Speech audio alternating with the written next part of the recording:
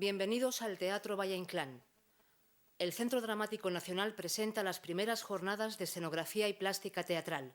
Les rogamos que mantengan en silencio sus dispositivos móviles. El acto va a comenzar.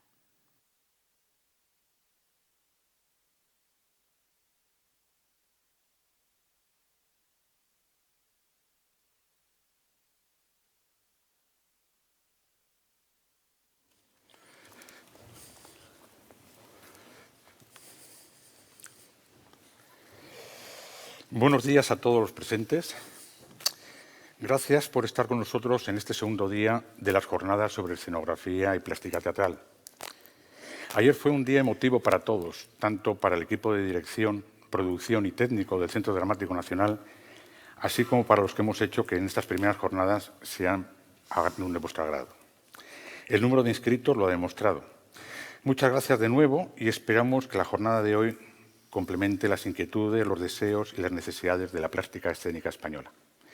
Iniciamos la jornada del día de hoy con la presentación de José Antonio Sánchez, que muchos ya le conoceréis a través de sus escritos, profesor, investigador y autor de libros y textos de estética y práctica artística contemporánea en el ámbito de la literatura, las artes escénicas y el cine. Doctor en filosofía y catedrático de la Facultad de Bellas Artes de Cuenca, colaborador en publicaciones sobre artes escénicas y codirector del máster en práctica escénica y cultura visual, en colaboración con el Museo de Reina Sofía. Le agradecemos que hoy disfrutéis todos de lo que vaya a suceder. Muchas gracias, José Antonio Sánchez, con su conferencia. Bueno, gracias, José Luis, por la presentación y por la invitación. Y también gracias a Ernesto y a todo el equipo del CDN por la organización de estas jornadas. Por supuesto, gracias a todos los que están aquí, que no los veo. Entonces, Monse, no sé si te podría pedir que subiera un poco la luz, un poquito, para poder ver a las personas que están en la sala. Lo siento, aquí empezar con esta reivindicación. José Luis Raimon me pidió hablar de dramaturgia visual en la jornada de hoy. Mucho mejor, gracias. Y pensé que lo más coherente para hablar de dramaturgia visual sería hacer una conferencia visual y entonces no decir nada y solamente poner imágenes. Pero como por otra parte, pues también me dijo que me quería oír, pues he hecho algo intermedio. De modo que voy a empezar con lo que podría haber sido una conferencia visual, solamente con imágenes, y después empezaré a hablar. De modo que en los próximos pocos minutos solamente habrá imágenes, con una pequeña trampa.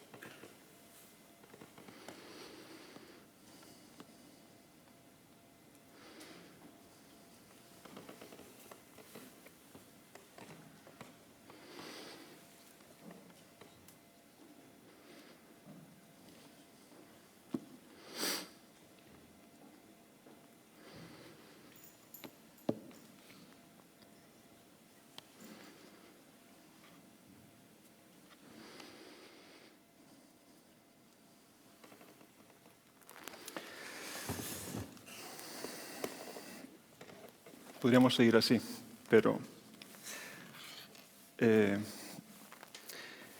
creo que me toca hablar. La verdad es que a mí no se me dan muy bien las imágenes, tampoco se me da muy bien hablar, se me da mejor escribir, pero si hay que hacerlo, se hace. Como se me da mejor escribir que hacer discursos visuales, voy a empezar con un cuento.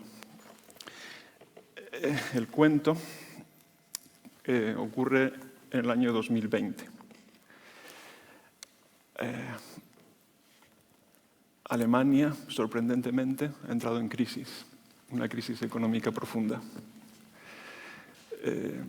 Todos los emigrados españoles, todos los jóvenes emigrados españoles vuelven a España porque también la crisis se está proyectando hacia otros lugares de Europa, incluso alcanza a otros países.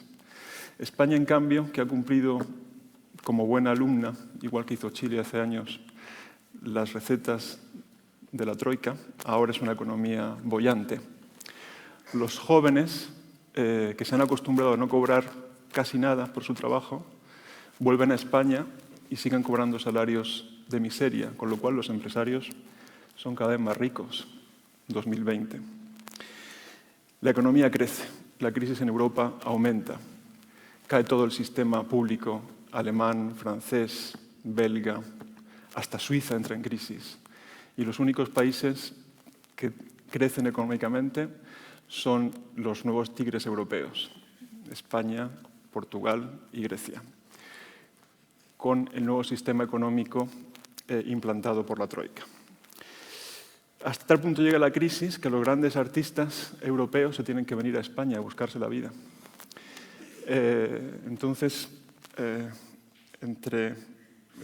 España, pues, el dinero circula, hay grandes empresarios, grandes constructores, empresarios de turismo, futbolistas que montan empresas, comunicadores que montan empresas, y empiezan a comprar arte y a contratar artistas. Uno de esos artistas que viene a España es un joven director suizo-alemán, que podía llamarse Heiner Marteller, y que llega y tiene que venderse, tiene que vender algo con lo que demostrar su talento en España. Y diseña un libreto de ópera. En ese libreto de ópera, que presenta al jefe de cultura de presidencia de la República, porque ya no tenemos monarquía, en 2020 tenemos república, entonces le presenta el proyecto al jefe de cultura, porque todo se decide muy centralizadamente ahora, y si no ya tienes que irte a buscar fondos privados. Él intenta primero los fondos de la República con el jefe de cultura. Y en este libreto se ve una escena parecida a esta, que no sé si se ve muy bien, en el que se ve al presidente de la República de 2020, pero no arrodillado, pues eso es de otra época, se le ve sentado en un sillón, con los pies encima de la mesa, fumando un puro habano que le facilitan sus amigos de la Contra, que ahora ya han tomado el poder también en Cuba. Le acompaña un señor de espaldas, que no ha vestido de amarillo, sino de rojo greco, y que es un gran banquero. Y a su lado hay un empresario mediático, octogenario, que ha sobrevivido a no sé cuántas cirugías y que va acompañado, no sé si se ve, de una joven etíope de 15 años.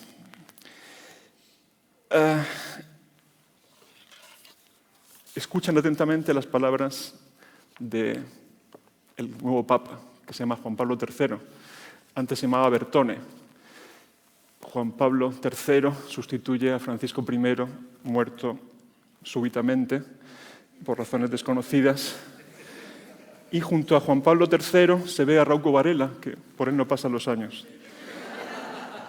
Arriba, lo que se ve es una moneda de oro resplandeciente con el signo del dólar, porque el euro ha desaparecido. Y en torno a la moneda del dólar está un coro compuesto por algunas figuras conocidas con nombres propios como Margaret Thatcher, Ronald Reagan, Francisco Franco, Esperanza Aguirre, Augusto Pinochet, entre otros.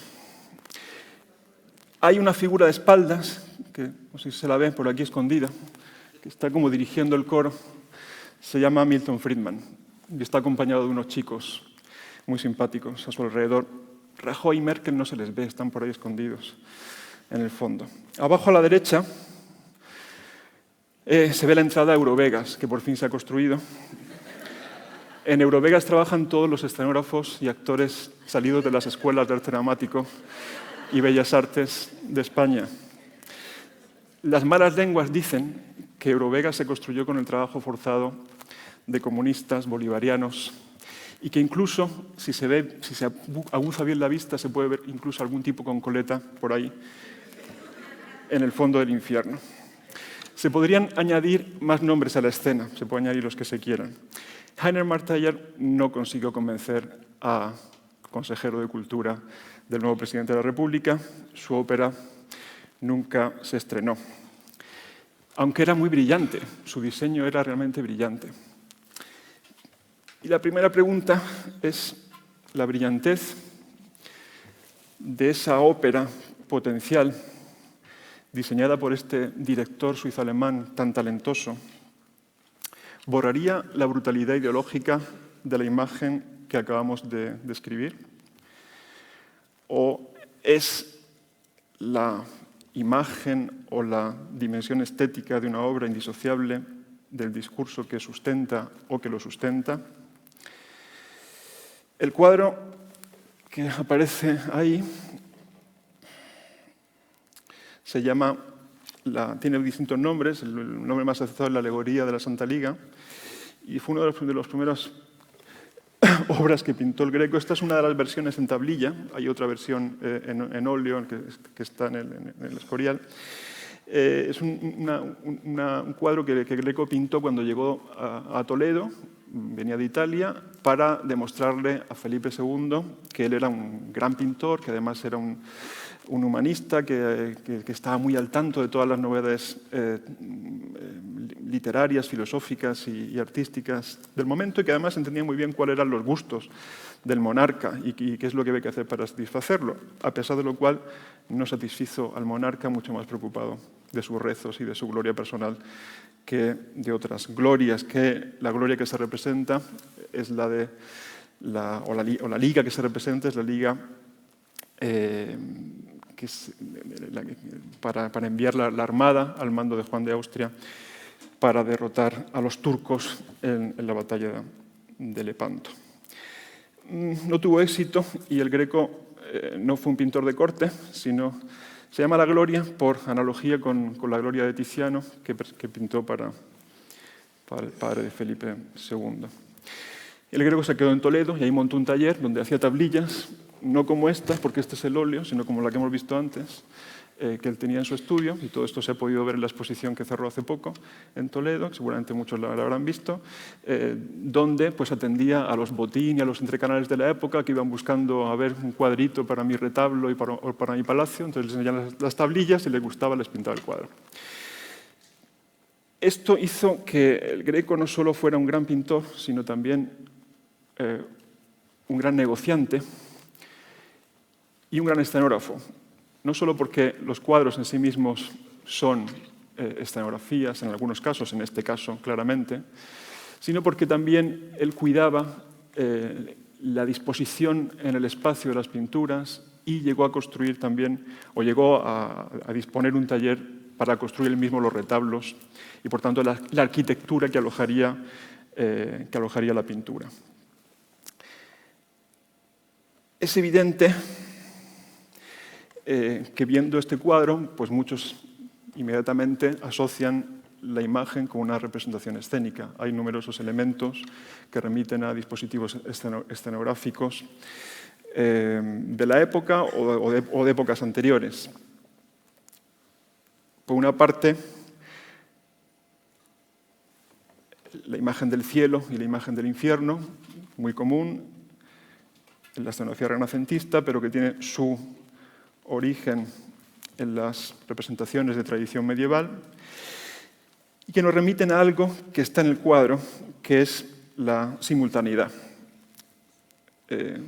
Zorzi, que es un historiador del arte que trabajó sobre la relación entre pintura y escena en el Renacimiento y en el Barroco sobre todo, escribió que uno de los rasgos característicos de la pintura italiana tenía que ver con la herencia del teatro o con lo que él llama la ósmosis con el teatro. Y especialmente habla de la simultaneidad de las acciones. La simultaneidad que vemos en numerosos cuadros del Trecento o del Quattrocento, pero que también aparece en el cuadro del Greco. La simultaneidad de la visión es una convención muy extendida en la pintura del Trecento y del Quattrocento y se relaciona probablemente, por diversas razones, a los modos de recepción que llegaron a ser habituales con la difusión de las representaciones escénicas. Coincidía, por otra parte, con la unidad indiscutible y constantemente verificable de la cultura medieval, con los relatos fáciles de leyendas y de cantares, y correspondía, más que a una actitud formal, a una exigencia profunda de los mecanismos de escucha que eran los del público. Y quedémonos con esta idea. La simultaneidad tiene que ver con la escucha, la simultaneidad tiene que ver con la oralidad. Ludovico Zorzi escribió sobre la ósmosis entre pintura y escena, no en el sentido de que estos cuadros que él comenta literalmente reproduzcan escenarios de representaciones teatrales de la época, pero es evidente que hay al menos un contagio, si no una relación directa, entre el modo de representar enmarcado, en este caso el de la obra de Paolo Veneziano, y los dispositivos de representación simultánea de la época. Lo mismo cabría decir respecto a los frescos de Giotto, que probablemente no son reproducción directa de representaciones escénicas, pero sí que es evidente que hay una ósmosis. De modo que esto que podría parecer como nuevo en el cuadro del Greco, es decir, esa composición narrativa simultánea, en realidad se remite a algo muy antiguo y tiene que ver con lo teatral. ¿Qué es lo antiguo y qué es lo moderno? Lo que es antiguo, si tomamos 100 años de historia, resulta que puede ser moderno si tomamos un milenio. Y se puede volver a invertir esa relación. Porque la modernidad o la antigüedad no están en las formas, sino que están en el compromiso con el propio tiempo. Y también en la coherencia de las formas con los discursos comprometidos con el propio tiempo. De modo que lo que el Greco hizo muy bien para su beneficio personal fue adaptarse a su tiempo. Y en cualquier caso, una de los imperativos del artista es cambiar para ser coherente con las preocupaciones, con las exigencias y con las formas de hablar del propio tiempo. Se puede hablar de amor con una poesía, con un soneto, y se puede seguir haciendo un soneto y hablar de amor. Se puede pintar un paisaje con las técnicas de hace 200 años, pero probablemente la idea de amor de hace 200 años es distinta a la de ahora.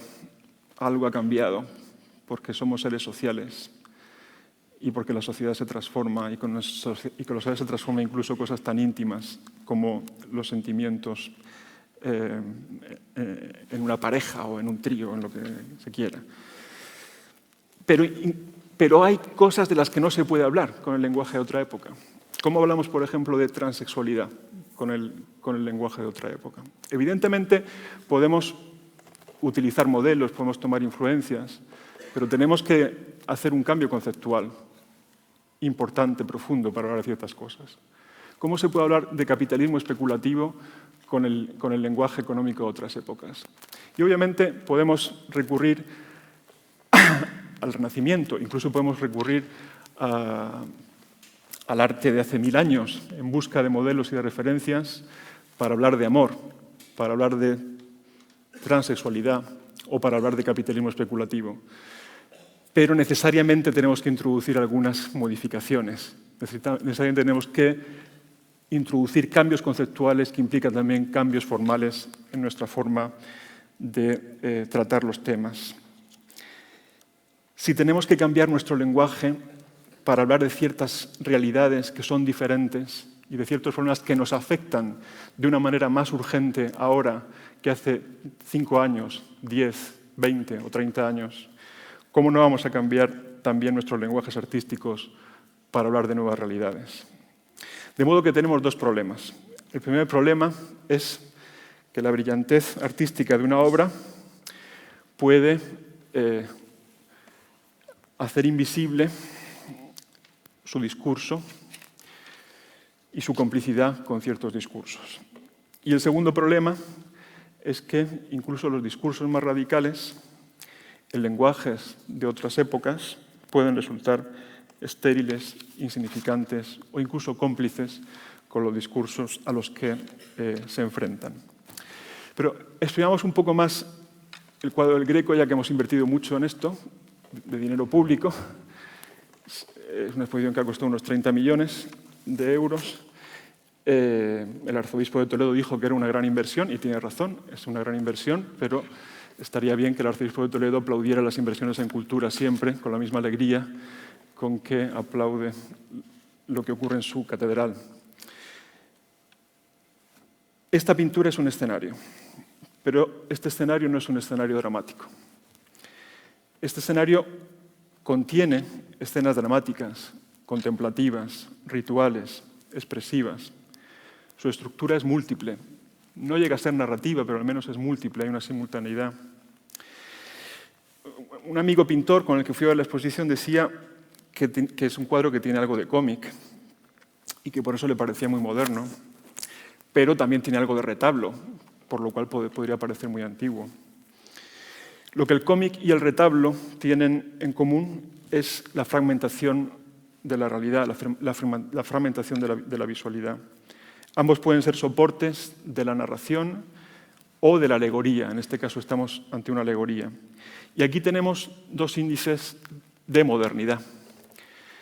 La alegoría, que Walter Benjamin estudió en una de sus obras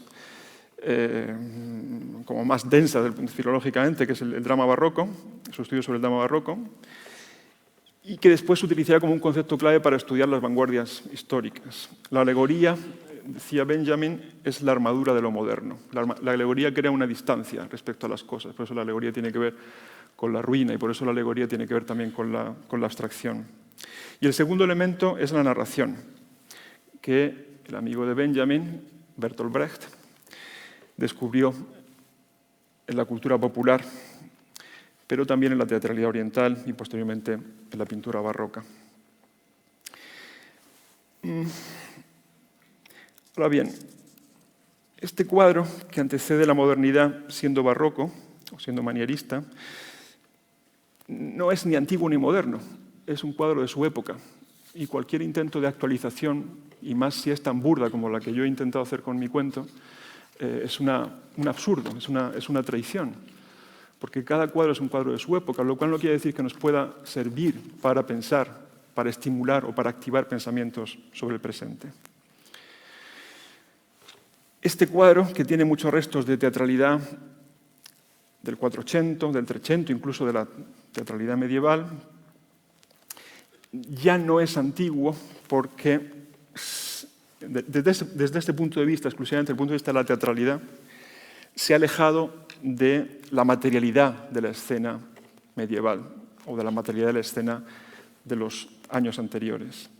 No es en absoluto, si de otros cuadros no se puede dudar si son o no son, en este caso no es en absoluto una representación de un escenario y ni siquiera mantiene una relación de ósmosis con escenas de la época.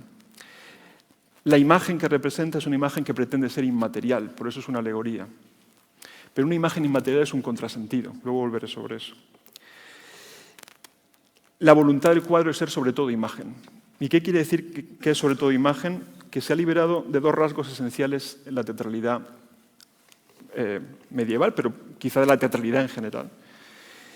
Y es que se ha liberado de la oralidad, la escucha, y se ha liberado de la fiesta. Se ha liberado de la oralidad. Decía Zorzi que la simultaneidad en la pintura medieval tiene que ver con la escucha.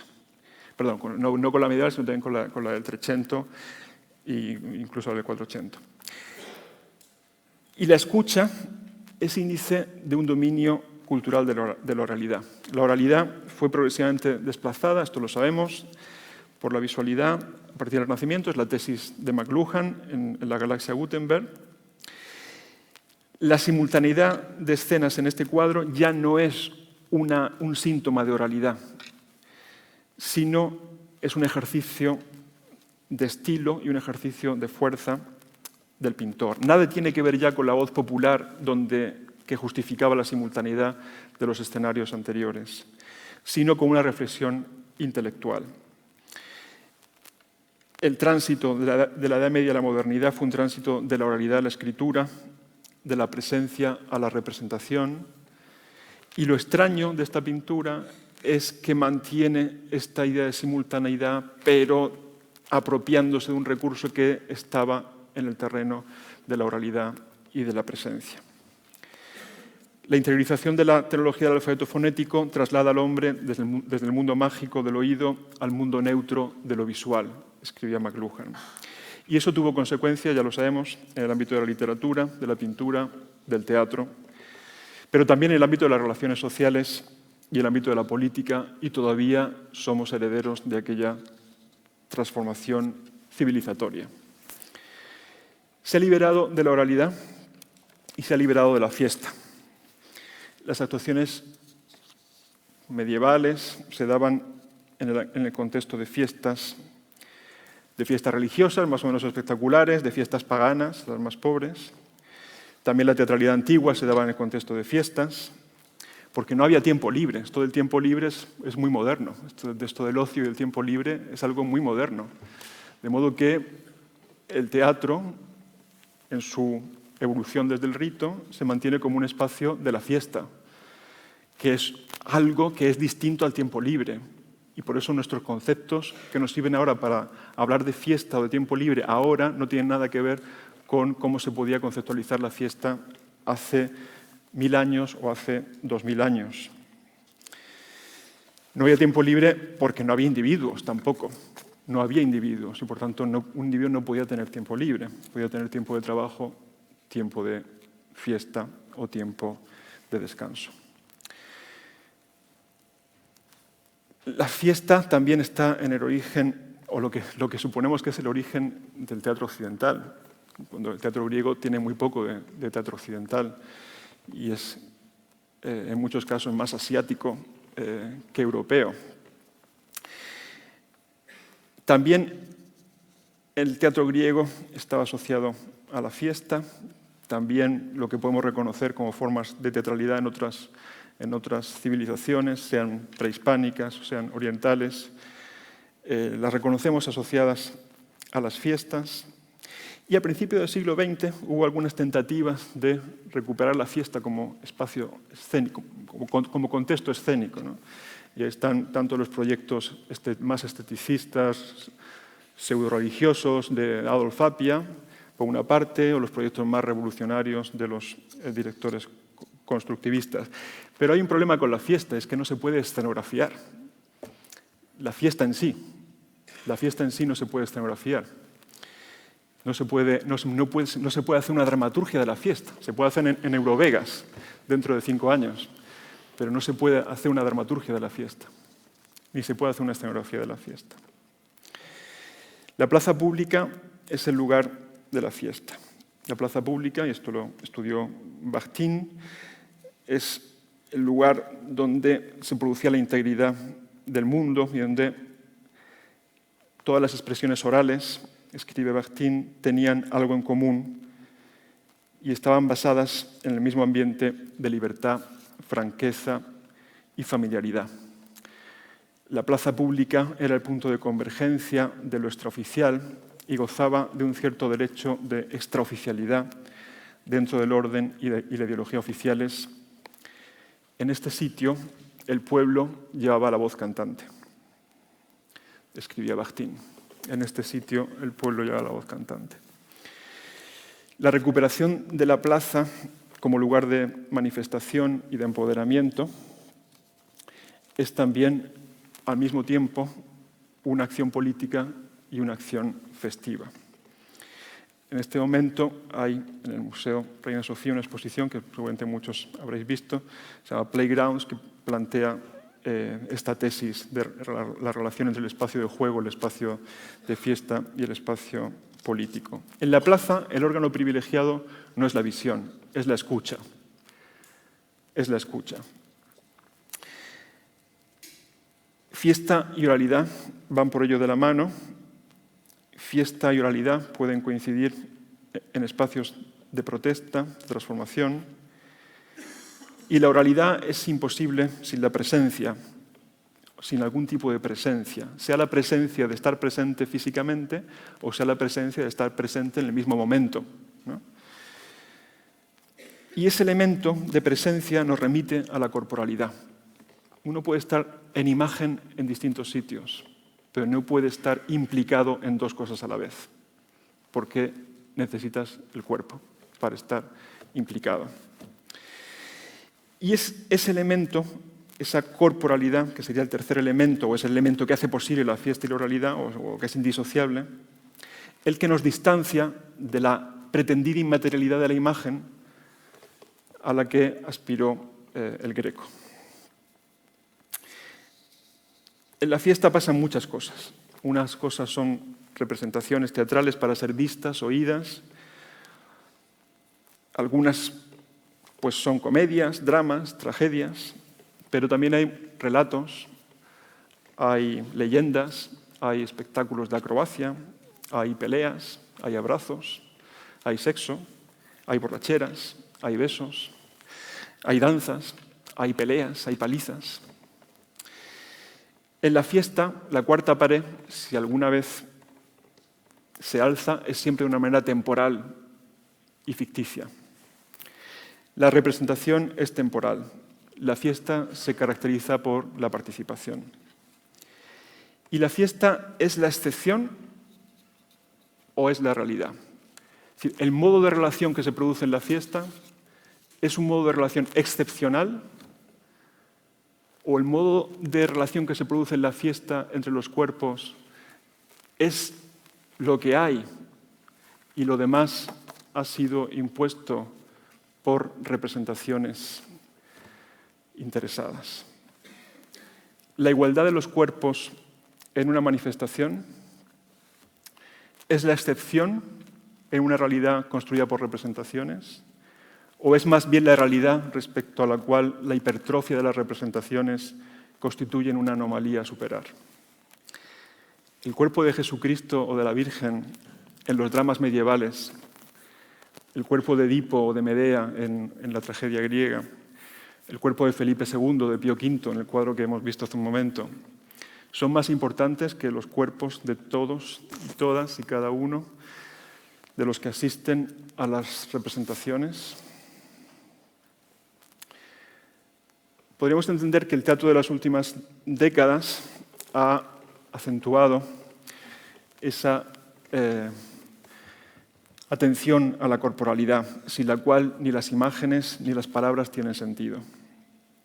El Greco aspiraba a una imagen inmaterial, pero la imagen se plasmaba en lienzos o en tablillas, con pinturas, en frescos, con empastes. La imagen inmaterial no existe. La imagen inmaterial ni siquiera existe en la cabeza. Si prueban a tener una imagen, cierran los ojos, intentan tener esa imagen, se les escapa. No dura esa imagen. La imagen necesita materialidad, aunque esa materialidad sea en forma de ondas. Porque ya sabemos, ya fuimos discípulos de Einstein. Beckett siguió insistiendo en una escena inmaterial.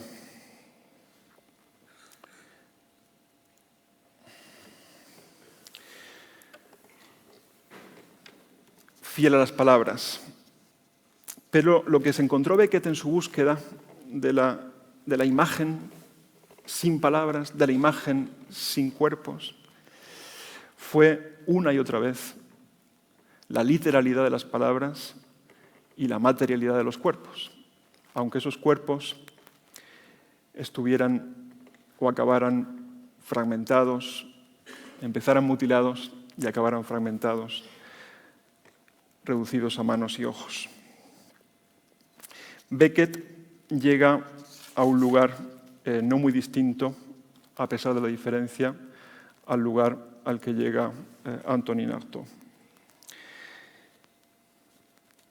que hablaba de las imágenes físicas, porque las imágenes no pueden ser sino físicas, entendiendo física en un sentido, insisto, muy amplio, donde ya sabemos que la materia no es sólida, sino que es energía. Pero lo que sí sabemos, bueno, al menos yo lo sé, es que la trascendencia no existe. Y por tanto, vivimos donde vivimos.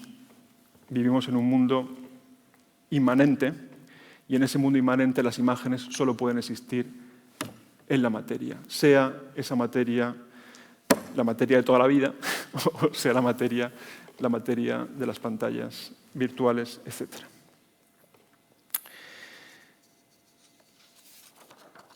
Hans Belting propuso reescribir la historia del arte a partir de esta idea, a partir de la convicción de que la imagen es su medio y que no se puede disociar la imagen del medio de la imagen. Y que para hacer una historia del arte no basta hacer la historia de las imágenes y contarla con diapositivas o con proyecciones como esta, sin tener en cuenta los medios físicos de la imagen y todo lo que conllevan los medios físicos de la imagen, que es todo lo que hay detrás de las imágenes. El primer medio de la imagen es el cuerpo. El cuerpo es imagen por sí mismo, ante otro. El cuerpo es imagen antes de ser representado, antes de ser convertido en imagen. No es posible descomponer el triángulo persona, cuerpo, imagen, porque es lo mismo. Persona, cuerpo, imagen es lo mismo. Pero no solo eso, es que el cuerpo es el lugar donde existen las imágenes. El ser humano no sabía lo que era la imagen. Esto ya es una suposición antropológica. Sabía lo que eran las cosas. El ser humano no pudo saber lo que era una imagen hasta que él mismo hizo imágenes. Solamente cuando el ser humano hace una imagen, entiende que hay algo que se llama imagen y algo que se llama cosa, porque hasta entonces todo lo que se ve son cosas, todo lo que se oye son sonidos de las cosas, pero no son sonidos, no son signos. Las imágenes o los signos aparecen cuando el ser humano produce imágenes y signos. Entonces, al pintarse la mano y plasmarla en la piedra, descubre que la imagen en la piedra es la imagen de su mano, entonces descubre que tiene una imagen. Hasta entonces no sabía que tenía imagen. Era cuerpo, era él, era ella, era presencia. Ahí se produce un primer descubrimiento. El segundo descubrimiento, o la segunda inversión, consiste en la independencia de la imagen o del signo respecto al cuerpo. Y este fue un ejercicio de violencia que en distintos contextos se produce en distintos momentos y que en nuestro contexto, que ha sido extensivo a toda la humanidad, se produce en el Renacimiento. Y coincide con la época colonial. Y coincide con el momento en que la pintura decide ser inmaterial y ser solo imagen y ya no materia. Y la palabra decide ser inmaterial y ser palabra impresa y no ya palabra de un cuerpo. Y esa separación de la imagen y la palabra de los cuerpos, que se produce históricamente en la cultura del Renacimiento, coincide también, qué casualidad, con la colonización y con la extensión colonial de Europa en el siglo XVI. Por eso escribía Artaud lo que escribía, y por eso Nancy Spero, en este homenaje a Artaud, se hace eco de esta palabra. Cuando Nancy Spero dice toda la escritura es una porquería, está diciendo también toda la pintura es una porquería. ¿Pero qué quieren decir Artaud y Nancy Spero? Que los dos son amantes, en un caso del teatro y en otro de la pintura, y no solo del teatro, sino también de la escritura, que toda la escritura es una porquería. Están rebelándose precisamente contra ese ejercicio de violencia que supuso la separación de la imagen y de la palabra respecto a los cuerpos, que justifica todo el sistema de representación sobre el que se construye la modernidad y sobre el que se ejerce la violencia sistémica. La pintura y la escritura, como medios hegemónicos de conocimiento, surgen, por tanto, en el mismo ejercicio de violencia que da lugar a la modernidad, en detrimento de la oralidad, en detrimento de la fiesta, en detrimento del cuerpo.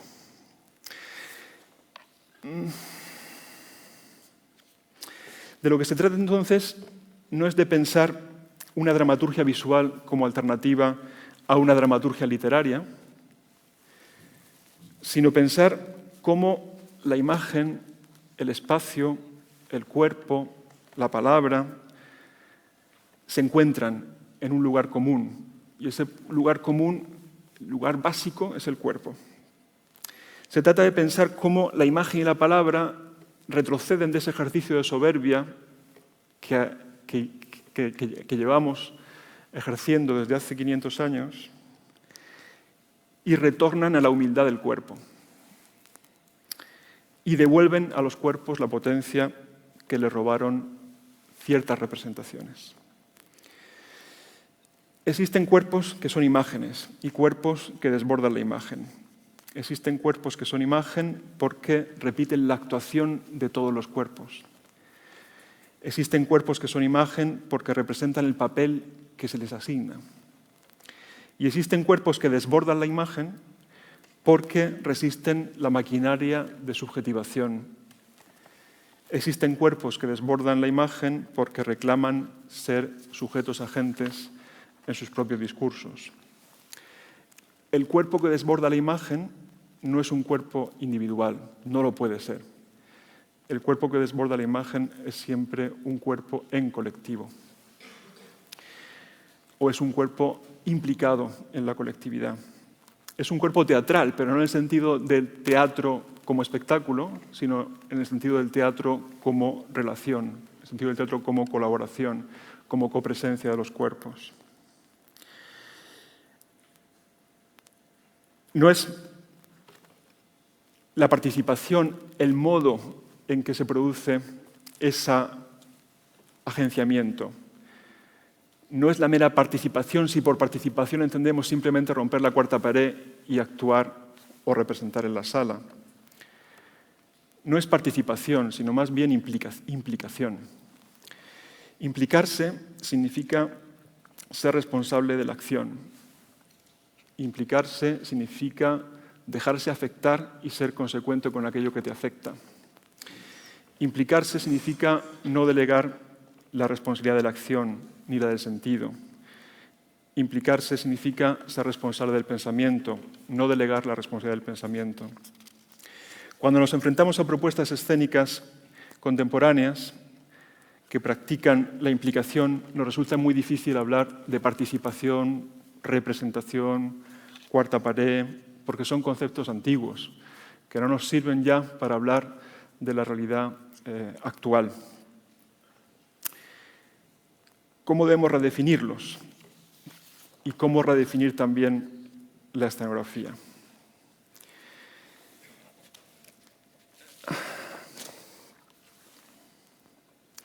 Una posibilidad sería recurriendo al concepto de dispositivo. Un concepto sobre el que escribió con mucha intensidad Foucault, o que más bien utilizó Foucault en sus estudios sobre la gobernabilidad, y que Agamben resume en unas pocas líneas que pueden ser clarificadoras. Llamo dispositivo a todo aquello que tiene, de una manera u otra, la capacidad de capturar, orientar, determinar, interceptar, modelar, controlar y asegurar los gestos, las conductas, las opiniones y los discursos de los seres vivos. Y Agamben propone esta definición muy sintética, diciendo que la realidad se compone de dos tipos de seres. Un tipo son los dispositivos y el otro son los seres vivos. Los dispositivos no son meramente las máquinas, no son los aparatos. Los dispositivos son todo el conjunto de disposiciones legales, de instancias de gobierno, de representaciones, de modelos, de imágenes que construyen subjetividad, etcétera, que intervienen en la modelización, en la dirección del comportamiento, de los gestos y de las formas de ser de los seres vivos. Y los seres vivos viven en los dispositivos. Un dispositivo no es meramente el móvil, sino es todo lo que el móvil lleva alrededor. Se habla, por ejemplo, del dispositivo de tráfico, ¿no?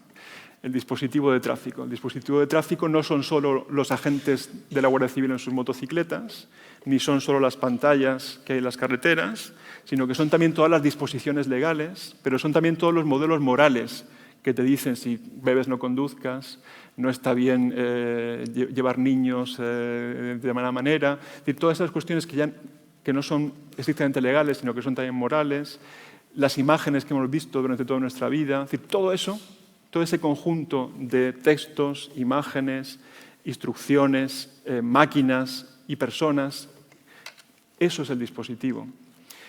El dispositivo de tráfico, además, parece que es algo como que el director general de tráfico, quien sea, aprieta un botón y el dispositivo se pone en marcha, ¿no? Pero el dispositivo está ahí. El dispositivo se puede acelerar o se puede retardar. Se puede invertir más en él o no, pero el dispositivo está ahí. Y estamos rodeados de dispositivos. Todos son dispositivos. Esto es un dispositivo. Todo el sistema de educación es un dispositivo. Y todas las relaciones que tenemos entre nosotros están afectadas por dispositivos. Vivimos en dispositivos que tratan de conformar, bueno, no que tratan, que conforman y que controlan nuestra subjetividad. Pero que también buscan la desubjetivación. Y una de las funciones del dispositivo no es solo controlar la subjetividad, sino también dessubjetivar. Podríamos considerar que una tarea confiada al pensamiento crítico es la de diseñar contradispositivos. Cuando hablo de pensamiento crítico, no hablo solo de filosofía. Hablo también de prácticas sociales, de prácticas políticas, de prácticas educativas y, por supuesto, también de prácticas artísticas. Porque el arte es pensamiento. Como decía Hannah Arendt, con quien estoy de acuerdo, el arte es pensamiento, y si no es pensamiento, no es arte.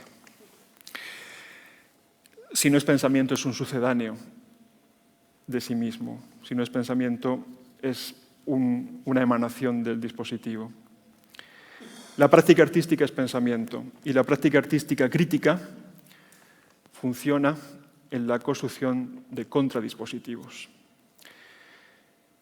Podríamos, para ir terminando, mostrar como algunos ejemplos en los que esto se puede concretar y he traído 4 posibles dispositivos escénicos y les he dado un nombre. Dispositivo, bueno, el modo, digo, cuatro modos de dispositivo. El modo cruel dramático, que lo podríamos reconocer en la herencia de Artaud y, por ejemplo, en Angélica Lidl. El modo festivo documental, que lo podríamos reconocer, por ejemplo, entre otros muchos, en la obra de Mapa Teatro. El modo festivo político, que lo podríamos reconocer en la obra de Roger Bernat y en otros muchos. Y el modo afectivo crítico en la obra de Rabien Roué. Como sé que hay estudiantes en la sala, les pido que borren todo lo que acaban de escribir. Porque las etiquetas solo sirven para hacer funcionar el pensamiento. Cuando las etiquetas sirven para detener el pensamiento, mal asunto, muy mal asunto. De modo que esto nos sirve para poder hablar hoy. Tienen fecha de caducidad, mañana ya no sirven. Lo que sí sirven son los conceptos, el concepto de afectividad, el concepto de fiesta, el concepto de crítica, el concepto de crueldad, el concepto de drama.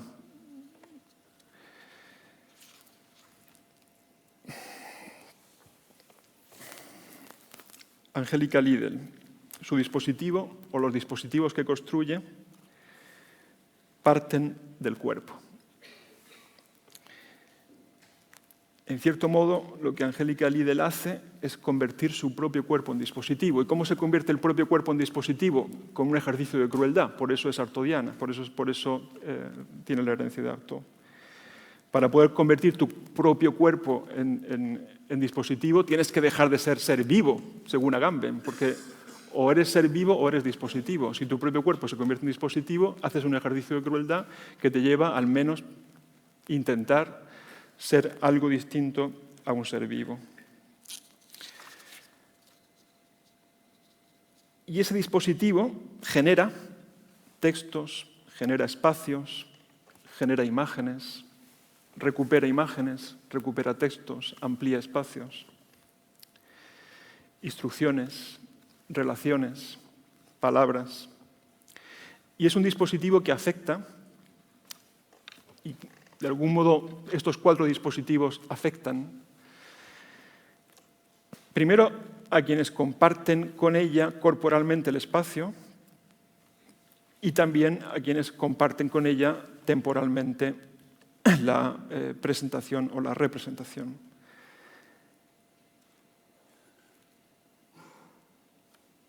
En el caso de los dispositivos de Angélica Lidl, podríamos seguir hablando de representación.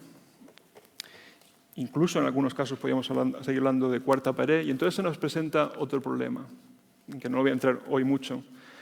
¿Bajo qué condiciones es legítima la representación? ¿No? Es la pregunta que se plantea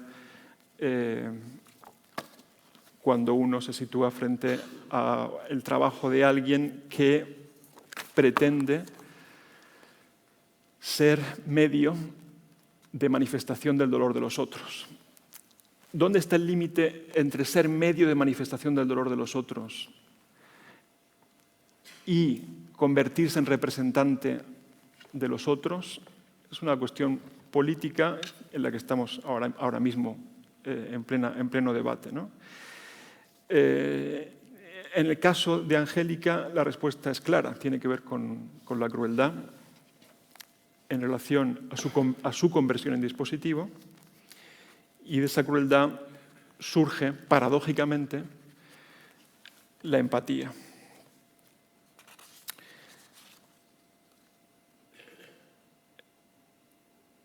El segundo modelo, luego podemos comentar más si queréis.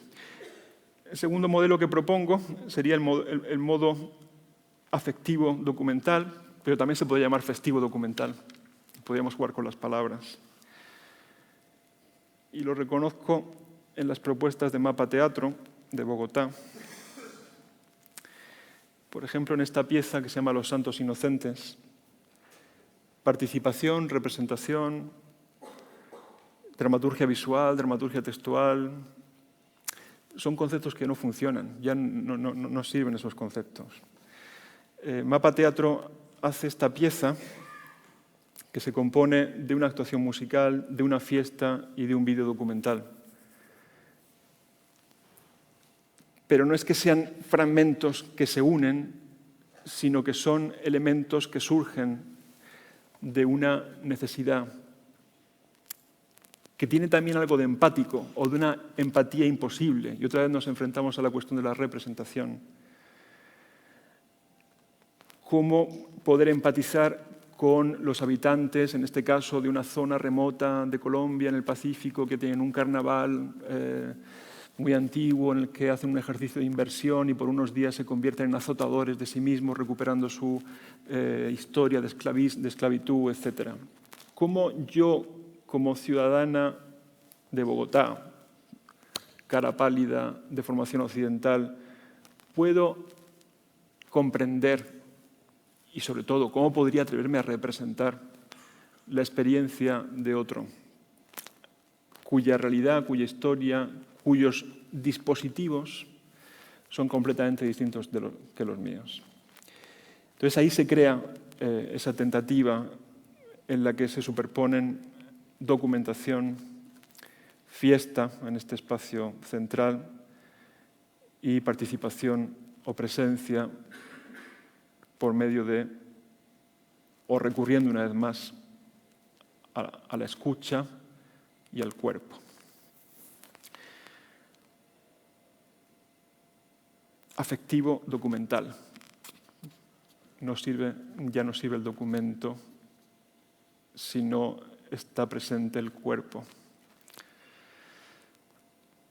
O algo similar en el discurso de un hombre decente. Esta pieza sobre Pablo Escobar, o sobre un discurso de Pablo Escobar, donde en escena están también un grupo de músicos, uno de los cuales sufrió un atentado dirigido contra el séquito de Pablo Escobar por unos músicos que actuaban en las fiestas estas superlujosas que organizaba Pablo Escobar en su época de esplendor. Y entonces en esas guerras que tenían entre unos y otros, entre distintas bandas de narcos o entre los paramilitares o el propio gobierno, pues la bomba le cayó a uno de los músicos que se pasó durante 20 años sin poder tocar. Y aquí en Mapa Teatro invita a protagonizar de alguna manera la pieza musical en este dispositivo discursivo. Los dispositivos, decía Festivo Políticos de Roger Bernat, que él inició de alguna manera con esa primera tentativa que hizo de convertir el teatro, creo que fue el Teatro Nacional, me parece, o el Mercat, uno de los dos, en un locutorio de teléfono y convertir el dispositivo espectacular en un dispositivo de manifestación.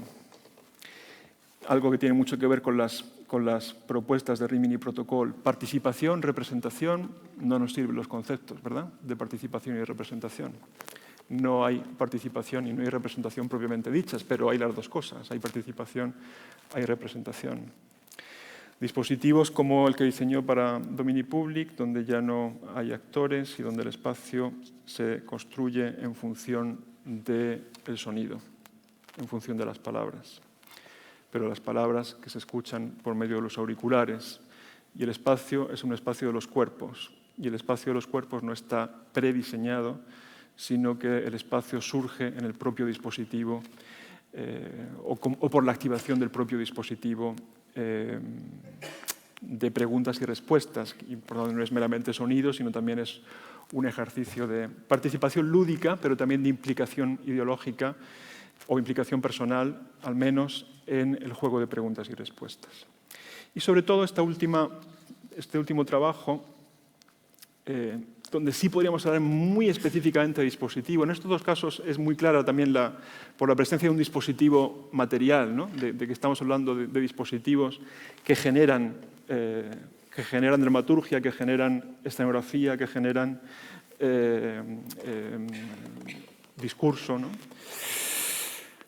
Alguien en la conversación de ayer se preguntaba si un objeto podría ser el punto de partida de una obra. Pues este es un ejemplo muy concreto, como el Palacio de la Moneda de Santiago de Chile se convierte en el elemento central del dispositivo que se activa para producir una pieza, podemos decir, de agenciamiento colectivo. Palacio de la Moneda, para los más jóvenes, es el Palacio Presidencial de Chile, donde Salvador Allende fue asesinado en septiembre de 73 por el ejército de Pinochet, y por tanto es un símbolo como hay pocos. La idea era construir una maqueta del Palacio de la Moneda y organizar una fiesta, una procesión desde el centro de Santiago hasta un barrio periférico, originalmente un barrio obrero, sometido a marginación y represión, y un lugar activo, muy activo social y políticamente. Lo que produce el dispositivo genera una organización a partir de este objeto y del simbolismo del objeto, genera un proceso, genera una dramaturgia, que no es una dramaturgia fijada, sino que es una dramaturgia en proceso, y genera también una apertura mediante la cual los cuerpos de las personas que entran o que deciden entrar en el dispositivo pueden tener voz en el sentido más fuerte de la palabra. Y es al mismo tiempo algo lúdico, es lúdico porque no se está haciendo una acción política directa, pero tiene esa eficacia simbólica que también podían tener los ejercicios de inversión estudiados por Bakhtin en el Carnaval. Lo que ocurre es que distintas personas se van turnando en el traslado del Palacio de la Moneda desde la Plaza de Armas hasta ese barrio de la Legua, y en las distintas estaciones, como ven, es una vuelta a la teatralidad medieval, en las distintas estaciones de este itinerario, distintos agentes sociales, activistas, pero no necesariamente activistas, también vecinos, también personas que se organizan, utilizan el dispositivo para formular sus ideas, sus propuestas, etc. Fiesta y acción política desde un dispositivo objetual y podríamos decir también relacional, pero necesariamente afectivo. Y el último modo, podríamos llamarlo el dispositivo afectivo crítico o lúdico crítico, tal como lo podemos reconocer en las propuestas de Rabie Mroué.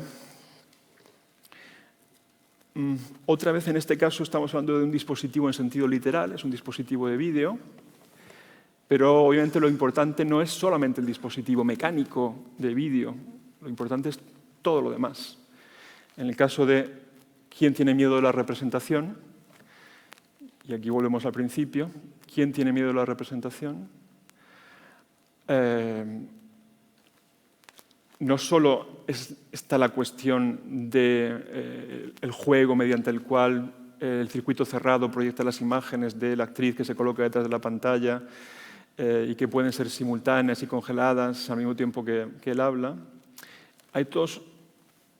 Eso tiene sentido, porque tiene sentido el dispositivo en sentido fuerte de la palabra, donde tenemos el libro de Amelia Jones sobre el arte corporal, donde tenemos la historia de la guerra civil libanesa, donde tenemos la historia de los artistas libaneses en el contexto del conflicto Siria, Palestina, Hezbollah, Hamas, etc. Todo eso forma parte del dispositivo. Si no sería un juego sin sentido. Lo que hace que el dispositivo sea un contradispositivo interesante es que es realmente un dispositivo, más allá de la componente técnica. En los habitantes de imágenes, el dispositivo es mínimo, es probablemente el dispositivo más mínimo de todos los que he mostrado hasta ahora, y es esto. Es esta misma imagen. Lo que pasa es que las imágenes nos hablan también de la falsedad de las imágenes.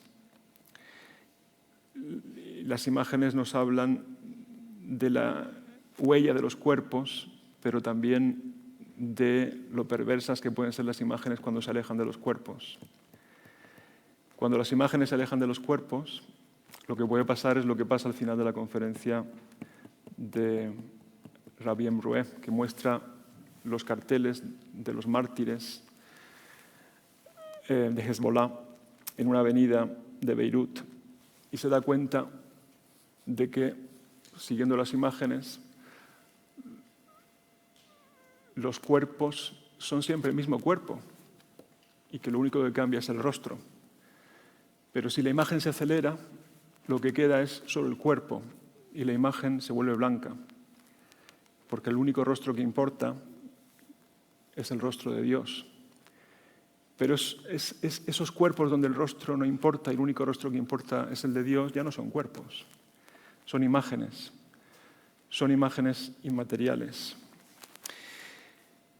Esta última pieza también supongo que responde como a algunos sueños de escenógrafos que quieren trabajar sin actores, sin directores, solo con escenografía. Bueno, pues aquí hay un ejemplo de un dispositivo escénico sin actores, donde solo hay dispositivo, solo hay teléfonos, ordenadores, pantallas de televisión, etc. Y toda la acción ocurre dentro del dispositivo. Estos 4 dispositivos son más bien contradispositivos, y producen diferentes modos de teatralidad.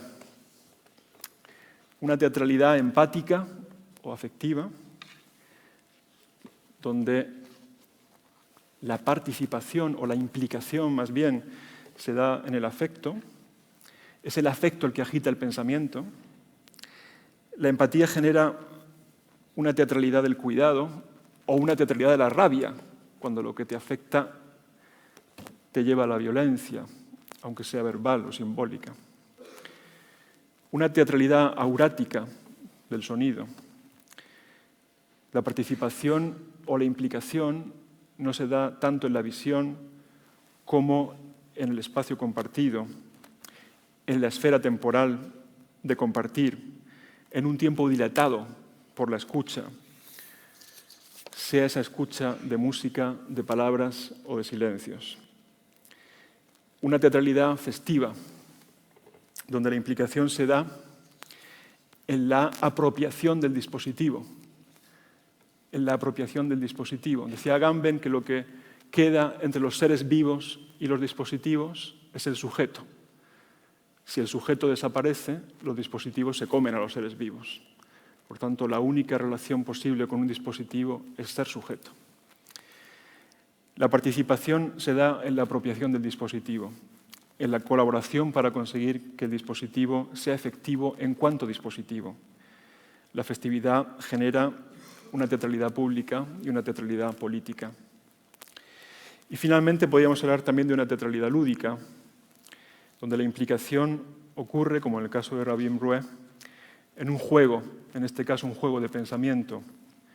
El juego genera teatralidad crítica, teatralidad de la ficción, y la ficción se postula como creadora de nuevas realidades.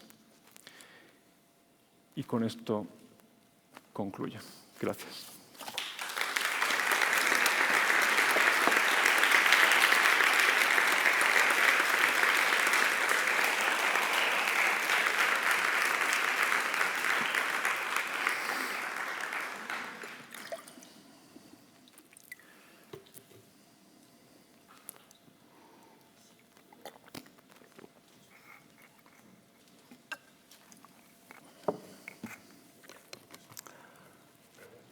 Sí, me dice Raymond aquí, entre cajas, que hay preguntas, pero sal. Bueno, pues podemos abrir un turno de... Bueno, tenemos ahora un cuarto de hora de preguntas a partir de lo que han planteado. Pero también me puedo bajar aquí.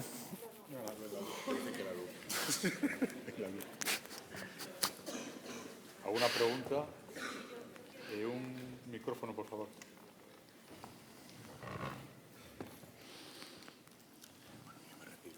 Vale, gracias.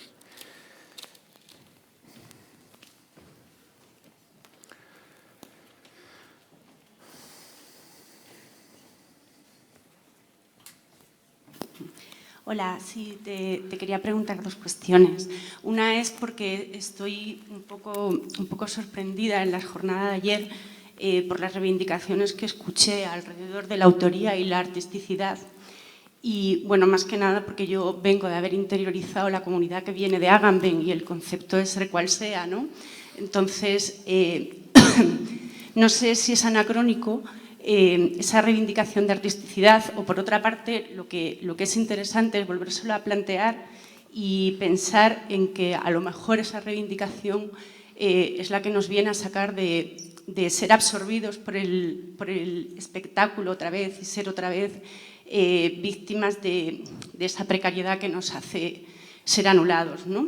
Eso por una parte como cuestión, y la otra que me intriga es el camino que hay desde, digamos, los escenarios básicamente artísticos del sistema del arte hacia el teatro, y ese prejuicio, que yo creo que es un prejuicio, del hecho de que al trabajar de encargo, digamos, o al ser parte del propio sistema comercial, está inhabilitando la posibilidad revolucionaria o la posibilidad de hacer una aportación desde el punto de vista de la transformación, ¿no? Sobre todo en un momento en que a lo mejor la propia política nos está indicando que se están dando pistas, ¿no? O sea, que si los políticos salen en televisión y se definen desde palabras nuevas, a lo mejor es que a partir de ahí sí que se están abriendo caminos, ¿no? Justo desde la forma más sorprendente.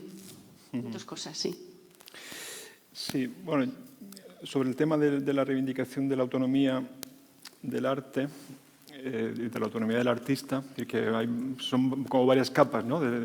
Una parte de la reivindicación, en este caso, en el contexto que estamos, del escenógrafo o del artista visual o del arquitecto en cuanto a escenógrafo, o del escenógrafo por sí en un contexto de producción teatral, digamos que sería como la autonomía del medio, y por otro tendría que ver con la autonomía del artista, ¿no? La autonomía del artista en términos más políticos.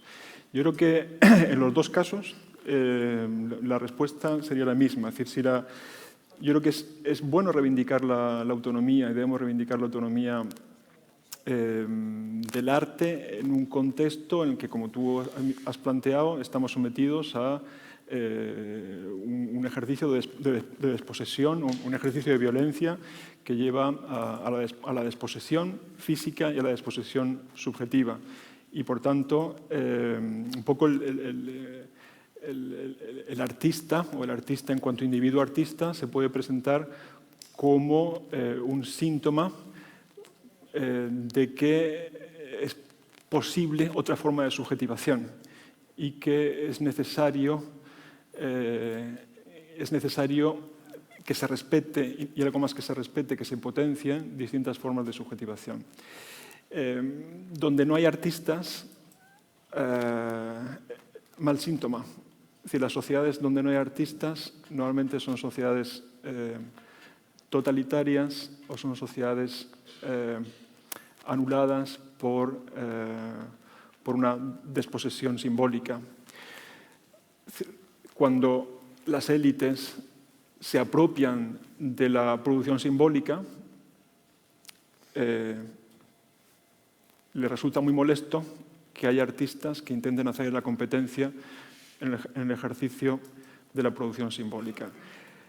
Por tanto, el artista como síntoma es positivo, el artista o la reivindicación de la autonomía del arte en una sociedad es necesaria, quizá no como fin en sí, quizá podríamos seguir suscribiendo lo que creo que Pep hizo alusión ayer a esto, a las palabras de Beuys.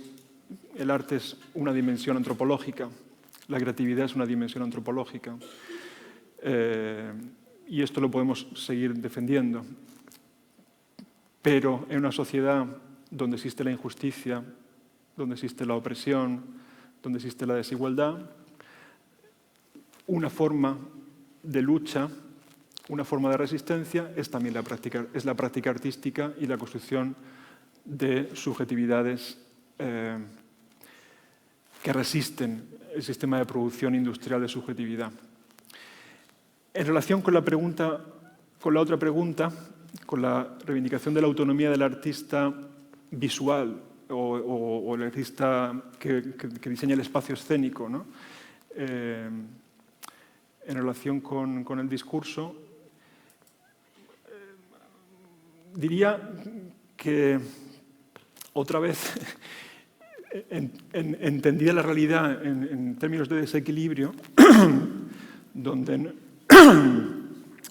digamos que el punto habitual de partida de los dispositivos sigue aferrado como a una estructuración jerárquica y esos dispositivos, incluso cuando producen discursos antagónicos, son dispositivos condicionados por una estructura jerarquizada por la palabra y por la espectacularidad, digamos que en esa lógica se entiende una resistencia y una reivindicación.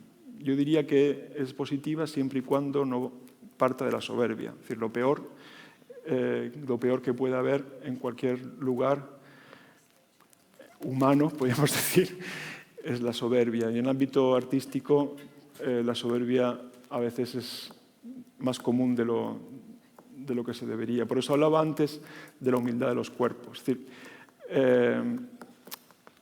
del mismo modo que se le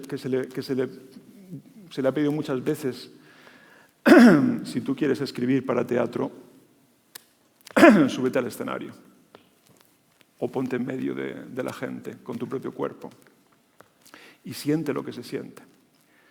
Porque yo estoy aquí con este foco, me gustaría bajar, pero no me deja Monse. Pero tenemos que partir de ahí. Tenemos que partir de ahí. Y por tanto, en cualquier relación y en cualquier reivindicación, partiendo de una situación de desequilibrio, creo que es coherente siempre y cuando no esté guiada por la soberbia. Y respecto a la segunda cuestión, es más complicada. Es más complicada, pero es algo que... Porque, claro, esto es algo que estudió Rancière en las paradojas del arte político. Hay otros oficios donde este problema no se plantea, ¿no? Tú puedes ser vendedor de patatas fritas durante el día y por la noche te vas a la asociación o a la sede del partido o a la sede del sindicato, etc. Pero si eres artista, pues ahí tienes un problema. Si además eres un artista que trabajas por una institución o que tienes que trabajar para una empresa privada para ganarte la vida, pues ¿cómo diferencias Yo no tengo respuesta para eso. Yo soy profesor. Digamos que yo intento, en la medida de lo posible, ser coherente en mi docencia con lo que defiendo y lo que intento practicar. Para los artistas es más complicado, pero imagino que es una cuestión de compromiso y de fuerza. Es decir, que hay personas que quizá por su formación, por su carácter, por su claridad de ideas, tienen más facilidad para ser absolutamente radicales y tener muy claros los límites, y otras personas que tienen que ir. Lo que sí diría es que uno no puede lavarse las manos, ¿no? y que hay ciertos límites que no se pueden tolerar y que uno no puede excusarse diciendo, bueno, voy a hacer esto, me lo han encargado, pero en realidad a mí no me gusta nada. Allá, es decir, cuando entramos en cuestiones, es decir, hay límites, es decir, no hay límites, pero los límites no se pueden decir. Yo no los puedo decir ahora. Yo sé los límites que yo me pongo, pero tampoco tenemos que dar tanta responsabilidad a los artistas. Es decir, los artistas efectivamente tienen una responsabilidad en cuanto a agentes de producción simbólica, pero tampoco lo que hacen los artistas tiene una incidencia tan fuerte como para descargar sobre ellos una responsabilidad que no es la que corresponde a las consecuencias de sus acciones, ¿no? Entonces, digamos que es una cuestión de límites.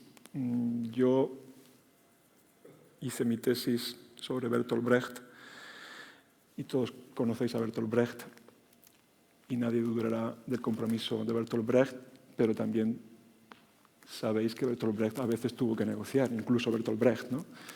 Entonces...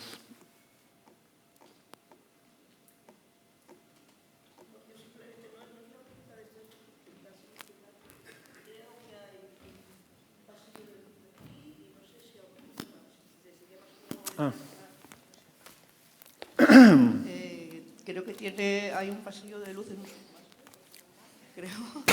Y así podéis bajar por la escalera. ¿Sí o no? ¿Aquí? ¿Aquí? No. En la escalera, mira. Ah. Por la escalera.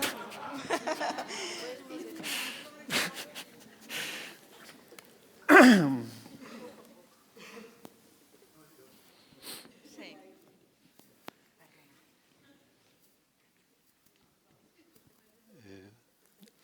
Es la primera vez que te escucho y quiero agradecer esto que nos has brindado, porque me parece una visión muy clara de un proceso que en este caso está relacionado con el mundo del teatro.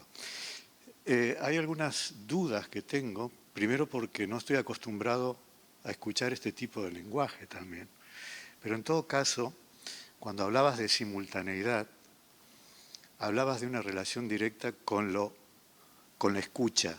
Esa es la primera duda que no entiendo claramente por qué hay una relación directa con la escucha. Bueno, Sorsi estaba hablando de la relación de la pintura con las formas de comunicación popular, por ejemplo, que luego lo he puesto también en el caso de los contadores de cuentos, de los narradores, la forma de representar narraciones, historias, leyendas, romances, etcétera, de forma visual requiere la simultaneidad, que es la simultaneidad de los retablos, o es la simultaneidad de ese tipo de cuadros que hemos visto, de cuadros que pueden ser narrativos, donde se cuenta una historia y que corresponde a la estructura de comunicación del discurso oral. Entonces, lo que es un romance o una leyenda o una epopeya, ¿no?, que requiere tiempo, al plasmarlo en la imagen, da lugar a escenas simultáneas. Eso es lo que decía Sorsi, o digamos que esa es la explicación puntual en relación con lo que he comentado ahí.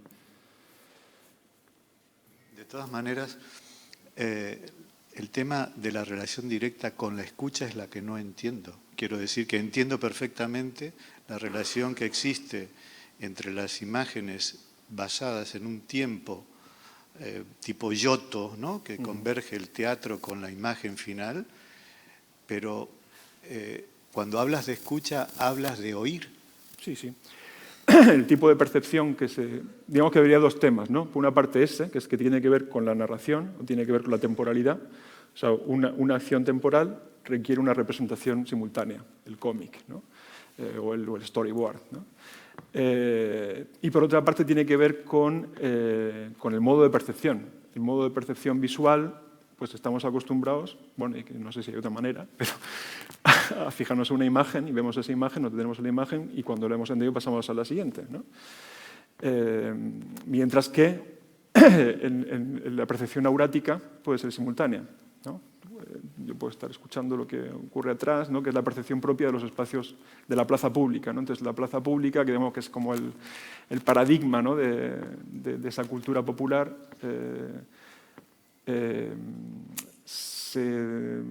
podemos hablar de escucha, también podemos hablar de otras cosas, además de la escucha, ¿no?, cosas que afectan a los cuerpos más allá de la escucha, ¿no? Pero digamos que lo que se produjo, se acentúa la idea de la escucha o la idea de lo aurático porque fue precisamente como el cambio que se produjo con la imprenta y con la pintura, ¿no? Es decir, lo que hace el Renacimiento es eliminar el mundo aurático, mundo oral, el mundo de la oralidad, y recortar la ventana, ¿no? Entonces reduce el mundo a ventana. Y aparece la perspectiva y aparecen otras cosas, ¿no? Entonces, esa recortada del mundo a ventana implica dejar fuera de campo todo lo que antes se oía y que entraba en el campo perceptivo. La escucha es literal, pero es también una metáfora de todo eso que queda fuera una vez que lo que se privilegia es la ventana renacentista o el libro impreso separado de la transmisión oral de las palabras, ¿no? La otra pregunta estaba relacionada con la palabra dispositivo, si hay una relación directa con esto que estamos tan habituados a pensar en los modelos de sistema, si es un sinónimo. Quiero decir, hay gente que se dedica exclusivamente a encontrar los modelos de sistemas para la economía, para la política, para el arte, y de ahí, digamos, en una reducción, pero siempre relacionado con un mundo, entre comillas, político, económico o artístico. Sí, podríamos entender que los dispositivos conforman un sistema, es decir, o que un sistema es una articulación de dispositivos. El dispositivo como concepto es interesante porque es un concepto que salta de escala muy fácilmente, ¿no? Entonces puede haber dispositivos que funcionan en ámbitos muy locales y muy concretos, como aquí, por ejemplo, ¿no? Estamos dentro de un dispositivo, pero los dispositivos pueden ser también muy grandes, ¿no? Y como los que he comentado antes, ¿no? Dispositivos políticos, dispositivos sociales. Y digamos que la clave está, claro, cuanto más grandes son los dispositivos, más fácil es que los dispositivos se descontrolen o más bien sean controlados. Y por eso hablaba de dispositivos y de contradispositivos. Pero sí, difícilmente, bueno, ojalá, difícilmente los contradispositivos que podamos diseñar en cuanto a artistas, escritores, escenógrafos, arquitectos, etcétera, van a conformar un sistema. Lo más probable es que, ojalá, pudiéramos ir al menos creando un campo común y no un sistema. Siento mucho venir a interrumpir aquí como un regidor, pero tenemos que ir preparando ya la mesa redonda que comienza a la 1 y se merece un gran aplauso.